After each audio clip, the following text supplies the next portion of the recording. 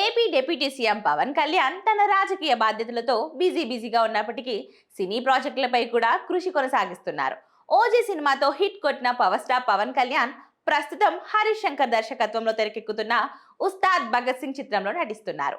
ఈ సినిమాను సమ్మర్ కానుకగా ప్రేక్షకుల ముందుకు తీసుకురావాలని మేకర్స్ ప్లాన్ చేస్తున్నారు. తదుపరి పవన్ కళ్యాణ్ మరో భారీ ప్రాజెక్టులో సురేందర్ రెడ్డి దర్శకత్వంలో నటించనున్నారని సమాచారం.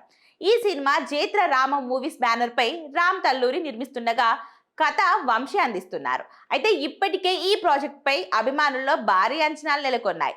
సినిమాకు సంబంధించిన తాజా సమాచారం ప్రకారం మార్చి మొదటి వారంలో రెగ్యులర్ షూటింగ్ ప్రారంభం కానుందనే ప్రచారం వినిపిస్తుంది. అయితే మేకర్స్ నుంచి ఇంకా అధికారిక ప్రకటన రాలేదు. సినిమాలో పవన్ కళ్యాణ్ మిలిటరీ ఆఫీసర్ పాత్రలో కనిపించనున్నట్లు తెలుస్తుంది. పవర్ఫుల్ లుక్, ఇంటెన్స్ క్యారెక్టర్ తో అభిమానులను అరలించబోతున్నారట పవన్ కళ్యాణ్.